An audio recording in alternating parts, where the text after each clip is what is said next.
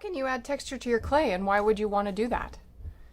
We add texture to clay to make it a little bit more interesting. So it adds another dimension to your surface. So you take out your clay from your Ziploc bag and put it on top of your board that's in a bag. This is your work surface that you can take to your table, to your desk. And let's roll out a little bit of clay so that we can experiment with texture. If you see little bubbles in there, that's air bubbles. You want to try to get those out of there. So I'm going to use my blue rib to just smooth those air bubbles out and get this clay looking good on this side. And then I'm going to flip it over and do the same thing on the other side. Use my blue rib and compress the clay, looking for any shifting underneath that surface, which would indicate an air bubble. Once I have a nice smooth surface, let's start playing with different things that you might find around the house. So what do I have? Probably the same things that you have. Here's a pencil. I could use the tip of the pencil to make little dots in the clay, little holes. I could use the eraser to make bigger holes, softer looking holes, softer looking impressions, divots maybe. I could use the side of the paintbrush, side of the pencil to make marks that end up looking like this. If I have an old toothbrush, I could experiment a little bit with the head of the toothbrush and see what kind of pattern I get from that. Or I could press the other side of the toothbrush in and get, again, a softer impression. This is a fun tool from a sewing kit. So if I press really lightly, it looks like a little dotted line. And if I press a little harder, it pretty much cuts through the clay. So if you have one of these lying around, they're fun to play with. What else? Oh, this is a stamp that I cut when I did some printmaking.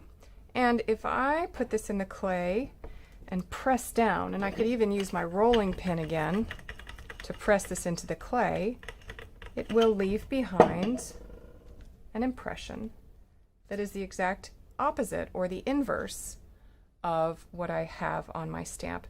So if you have some stamps at home left over from playing with stamps or making cards or whatever, like these are letter stamps, these work just fine in clay. There's several S's, and here's some P's. There we go. One of my favorite things to do actually is to take fabric that has a texture to it, so like lace, or in this case I have a paper doily, and I place it onto the clay and then roll. And when I peel this away, I get, oops, it's not really good enough. I probably need to use more than one doily. Let's try that one again. Let's put that on and roll. Okay, now you're starting to see some of the texture. So a doily, you probably want to double up or triple up with the doilies. And lace, if you have any lace sitting around, that's wonderful, or an old placemat or something like that. Once you've filled up your piece of clay with lots of textures, a good variety of textures, I want you to take a picture of that, because that is what you're going to submit to me that shows that you have done this work. So make sure that you take a couple of good pictures. If you need to come in from the side in order to show me the texture, that's fine too. And then when you're done, what you're going to do is, let's smooth it all out again. And if your clay is still nice and plastic, which if you remember means that it's really flexible and it still feels really cold and really damp, then that's great. You can just fold it and put it away. Now if you start getting lots of holes like this, you might want to take it over to the sink, run it under the tap, and then put it back into your bag, your Ziploc bag, and seal it up nice and tight so that the next time you take your clay out, it's rehydrated. You don't want the clay to dry out because it will crack. But this piece is actually, like the way it smooths under my thumb like this, it's really nice and soft clay. So if I've taken my picture and I'm ready to put this away, I can just put it back into the Ziploc bag and it'll be ready for my next project.